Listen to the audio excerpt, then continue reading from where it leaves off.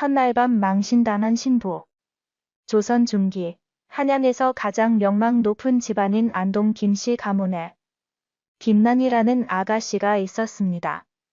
김 판서의 무남동녀로 태어난 난이는 어릴 때부터 총명하고 영특했지만 그만큼 고집도 세고 성격도 당찼습니다.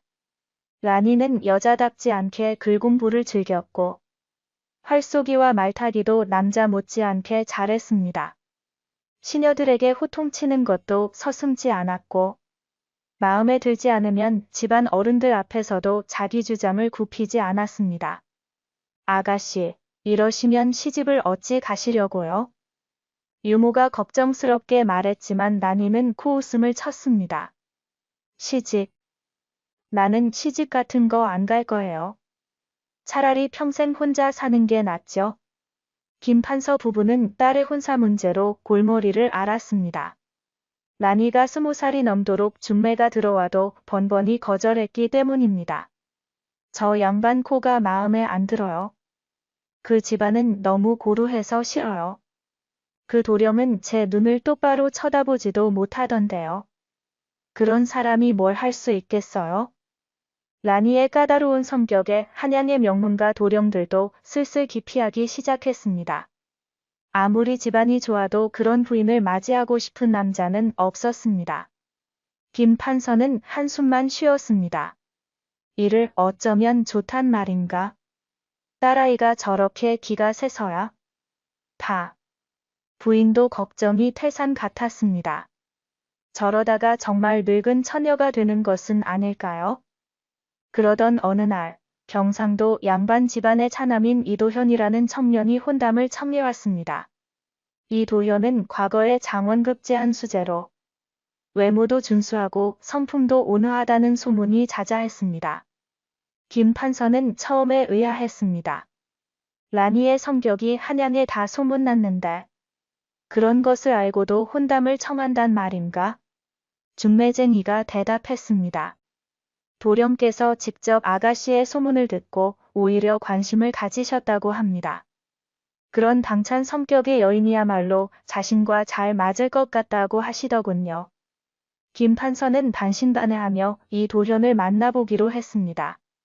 며칠 후 판서댁에 나타난 이 도현은 과연 소문대로 단정하고 예의 바른 청년이었습니다. 소생이 김 아가씨와 혼인하고 싶습니다. 자네도 소문을 들었을 텐데. 우리 딸은 보통 아가씨가 아니네. 기가 세고 고집이 세서 다루기가 어렵다네. 이 도현이 빙그레 웃었습니다. 그런 점이 오히려 좋습니다.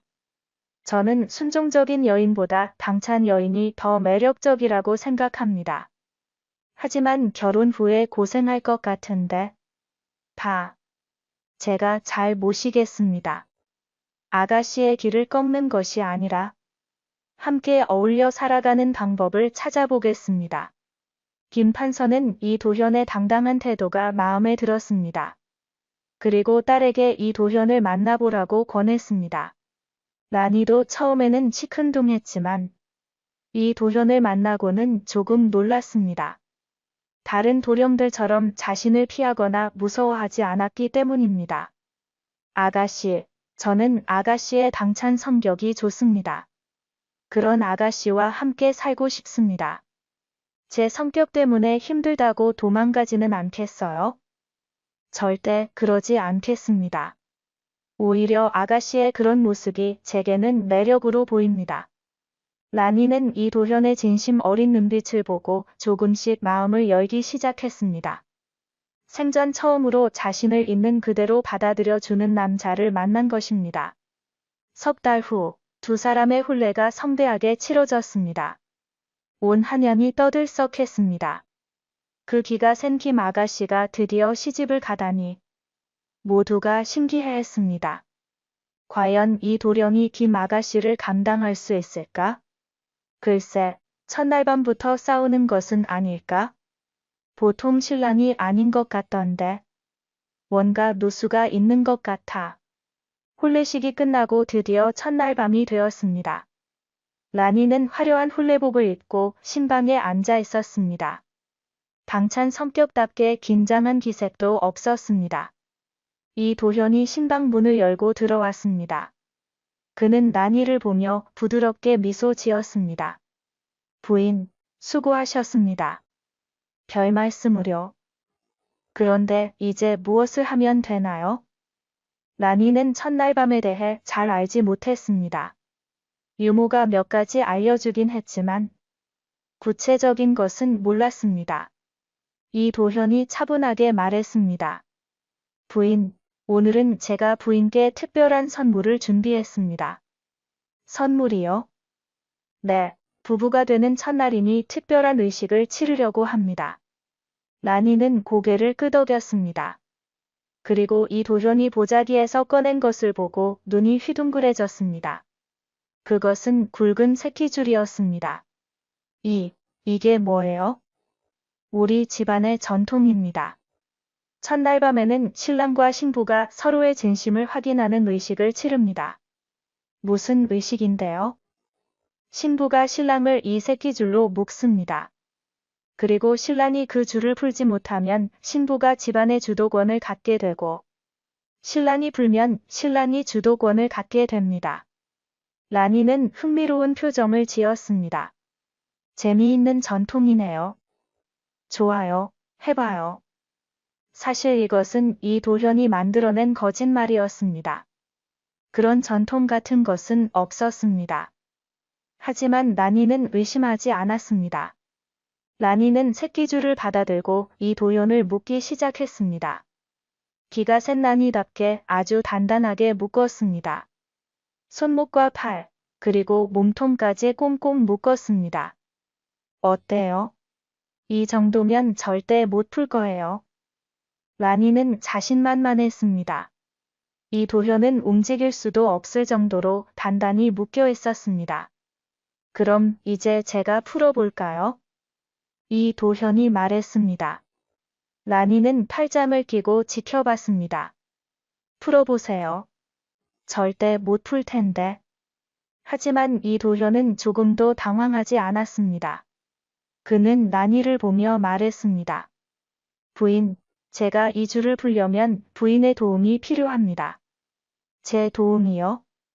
네, 이리 와서 이 매듭 좀 잡아주세요. 라니는 의심 없이 다가갔습니다. 그리고 매듭을 잡으려는 순간 이도현이 재빨리 움직였습니다. 그는 묶인 손으로 라니의 손목을 잡았고 동시에 몸을 비틀어 라니를 자신 쪽으로 끌어당겼습니다. 어머. 라니는 균형을 잃고 이도현의 품에 안기고 말았습니다. 그리고 이도현은 능숙한 솜씨로 새끼줄을 라니의 손목에 감아버렸습니다. 이게 무슨 짓이에요? 부인, 전통에 따르면 신부가 신랑의 꾀에 넘어가면 신랑의 승리입니다. 뭐라고요? 그런 규칙은 처음 듣는데요. 방금 제가 추가했습니다. 라니는 화가 났습니다. 자신이 속았다는 것을 깨달은 것입니다. 당장 풀어요. 이건 비겁해요. 부인, 화내지 마세요. 제가 부인을 이기려고 한 것이 아닙니다. 그럼 뭐예요? 이도현이 진지한 표정으로 말했습니다. 부인께 보여드리고 싶었습니다. 힘과 고집만으로는 모든 것을 이길 수 없다는 것을요. 때로는 지혜와 꾀도 필요하다는 것을요. 라니는 잠시 말문이 막혔습니다. 그리고 부인, 제가 부인의 길을 꺾으려는 것이 아닙니다. 다만 우리가 함께 살아가려면 서로 존중하고 배려해야 한다는 것을 보여드리고 싶었습니다. 라니는 이도현의 눈을 똑바로 쳐다봤습니다. 그의 눈에는 진심이 담겨 있었습니다. 당신, 처음부터 계획한 거죠? 네, 인정합니다. 부인의 성격을 듣고 이렇게 하는 것이 좋겠다고 생각했습니다. 비겁해요. 네, 비겁합니다. 하지만 효과적이죠. 라니는 어이가 없었지만 한편으로는 감탄했습니다. 평생 자신을 이긴 사람이 없었는데 이도현은 힘이 아닌 지혜로 자신을 이긴 것입니다. 그래서 이제 어쩔 건데요? 저를 이렇게 묶어놓고 이도현이 새끼줄을 풀어주었습니다. 아무것도 아닙니다. 그냥 보여드리고 싶었을 뿐입니다. 라니는 손목을 주무르며 이도현을 노려봤습니다. 하지만 이상하게도 화가 나지 않았습니다. 오히려 이 남자가 재미있다는 생각이 들었습니다. 당신, 보통 사람이 아니군요. 부인도 보통 사람이 아니시잖아요. 그래서 보통 방법으로는 안 될 것 같았습니다. 그럼 이제 뭐 할 건데요? 이도현이 미소 지었습니다. 이제부터는 진짜 첫날 밤입니다. 부인, 차 한잔 하시겠습니까? 라니는 어이없다는 듯이 웃었습니다. 차요? 지금? 네, 우리 천천히 서로를 알아가는 것이 좋을 것 같습니다. 이도현은 준비해온 차를 따라 라니에게 건넸습니다. 두 사람은 마주 앉아 차를 마시며 이야기를 나눴습니다. 부인은 왜 그렇게 기가 셌습니까? 어릴 때부터 주변 사람들이 여자라고 무시해서요. 그래서 더 강해져야겠다고 생각했어요. 그렇군요. 하지만 이제는 그럴 필요가 없습니다. 왜요? 저는 부인을 무시하지 않을 테니까요. 부인은 있는 그대로 충분히 훌륭합니다. 라니는 생전 처음 듣는 말에 당황했습니다. 지금까지 자신을 있는 그대로 인정해준 사람은 없었습니다. 정말, 나 그렇게 생각해요? 물론입니다. 부인의 당찬 성격, 똑똑한 머리, 솔직한 성품 모두 좋습니다. 라니의 눈에 눈물이 맺혔습니다. 평생 강한 척했지만 사실은 인정받고 싶었습니다. 고마워요. 천만에요. 그리고 부인. 한 가지만 약속해 주세요. 뭔데요? 앞으로 우리는 서로 이기려고 하지 말고 함께 가는 것이 어떻겠습니까? 라니는 고개를 끄덕였습니다. 좋아요. 하지만 조건이 하나 있어요. 무엇입니까? 오늘 밤 일은 절대 비밀로 해요. 제가 당신한테 졌다는 것을 다른 사람들이 알면 안 돼요. 이도현이 웃었습니다. 물론입니다. 이것은 우리만의 비밀입니다. 하지만 세상에 비밀이란 없는 법입니다. 다음 날 아침, 신방 밖에서 엿듣고 있던 신녀가 다른 하인들에게 소곤소곤 이야기를 전했습니다. 어젯밤에 도련님께서 아가씨를 새끼줄로 묶으셨대. 정말? 그 기가 센 아가씨를? 응, 아가씨가 꼼짝 못 하셨대. 도련님이 꾀를 쓰셨나 봐. 소문은 빠르게 퍼졌습니다. 하인들 사이에서, 마을 사람들 사이에서, 그리고 마침내 한양 전체에 소문이 퍼졌습니다. 들었어? 이도현이 김 아가씨를 첫날 밤에 혼내줬대. 아니, 혼낸 게 아니라 묶었다며? 새끼줄로 꽁꽁 묶어서 꼼짝 못하게 했다던데. 소문은 점점 과장되었습니다. 어떤 사람은 난이가 밤새 묶여 있었다고 했고, 어떤 사람은 난이가 항복을 선언했다고 했습니다. 김 판서가 이 소문을 듣고 사위를 불렀습니다. 도현아, 무슨 일이냐? 첫날 밤에 라니를 묶었다는 소문이 도는데? 이 도현은 당황했습니다. 장인어른, 그것은 사실이냐, 아니냐? 사실입니다. 하지만 오해가 있습니다. 이 도현은 그날 밤의 일을 솔직하게 설명했습니다. 김 판서는 이야기를 다 듣고 나서 웃음을 터뜨렸습니다. 하하하. 그런 꾀를 썼구나. 기발하다. 기발해. 죄송합니다. 장인어른. 아니야. 잘했어. 라니도 평생 한 번쯤은 당해봐야 해. 세상이 자기 뜻대로만 되는 것이 아니라는 것을 알아야지. 하지만 정작 라니는 크게 당황하고 있었습니다. 자신이 첫날 밤에 망신당했다는 소문이 온 한양에 퍼진 것입니다. 어머, 어떡해. 사람들이 나를 비웃을 거야. 유모가 위로했습니다. 아가씨, 괜찮습니다. 도련님이 아가씨를 사랑해서 그러신 거예요. 사랑이요? 저를 망신 주는 게 사랑이에요? 라니는 화가 났습니다. 하지만 이 도련을 만나자 화를 낼 수가 없었습니다. 부인, 제 잘못입니다. 제가 비밀을 지키지 못해서. 다 당신 잘못이 아니에요. 시녀들이 엿들은 거죠. 그래도 죄송합니다. 제가 부인께 망신을 주려던 것은 아닙니다. 라니는 한숨을 쉬었습니다.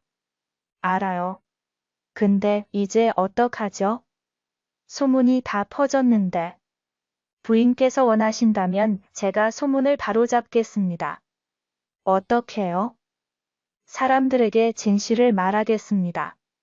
제가 꾀를 쓴 것이고 부인은 아무 잘못이 없다고요. 라니는 잠시 생각했습니다. 그리고 고개를 저었습니다. 아니요, 그럴 필요 없어요. 정말입니까? 네, 생각해보니 이것도 나쁘지 않아요. 무슨 말씀이십니까? 라니가 쓴웃음을 지었습니다. 평생 제가 이긴다고 살았어요. 하지만 한 번쯤은 져봐도 괜찮을 것 같아요. 특히 당신한테라면요. 이 도현은 감동했습니다. 부인. 그리고 솔직히 말하면 당신의 꾀가 재미있었어요. 처음으로 저를 이긴 사람이에요. 제가 부인을 이긴 것이 아닙니다.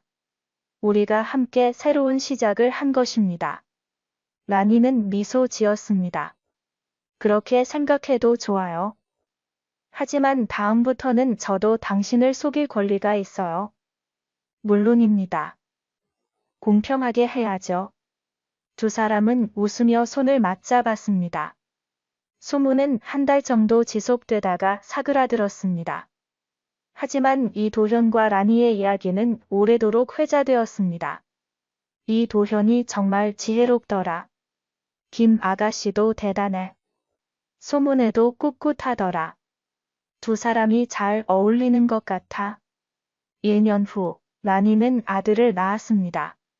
그리고 놀랍게도 라니는 좋은 어머니가 되었습니다. 여전히 당찬 성격이었지만 이제는 남편과 아이를 배려할 줄 알았습니다.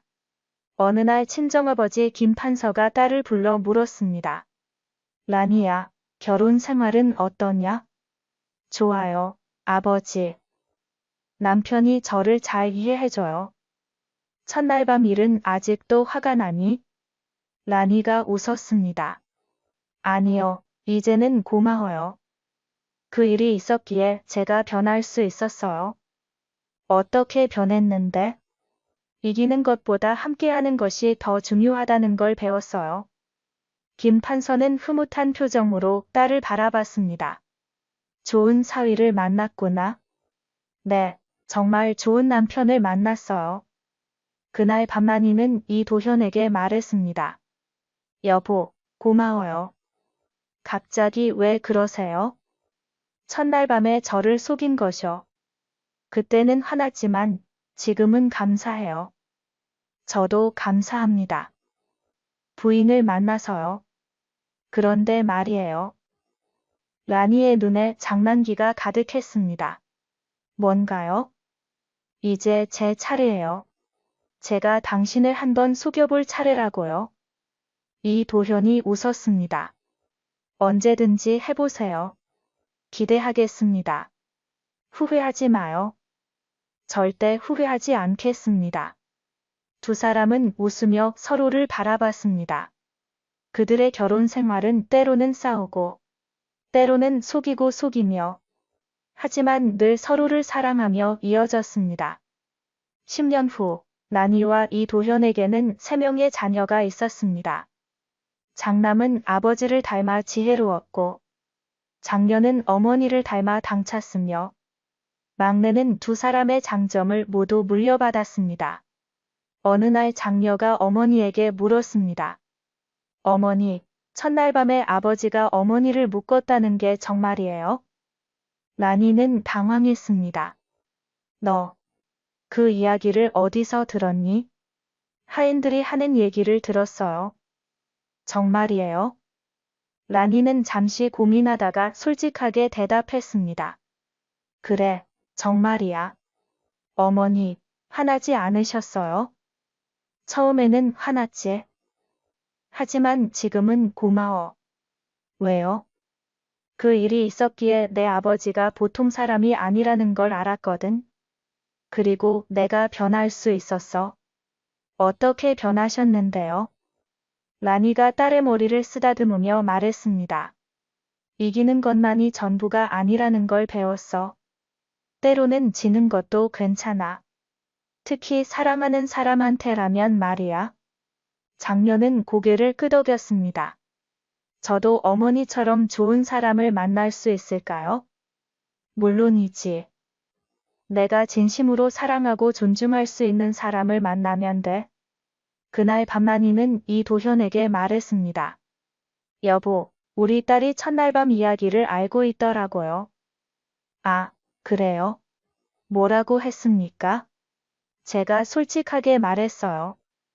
그리고 고맙다고도 했어요. 이도현이 라니의 손을 잡았습니다.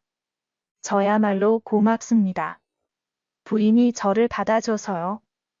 우리 정말 잘 맞는 것 같아요. 그렇죠. 완벽하게요. 두 사람은 웃으며 서로를 바라봤습니다. 첫날 밤의 그 사건은 이제 아름다운 추억이 되었습니다. 들어주셔서 감사합니다. 구독과 좋아요 부탁합니다.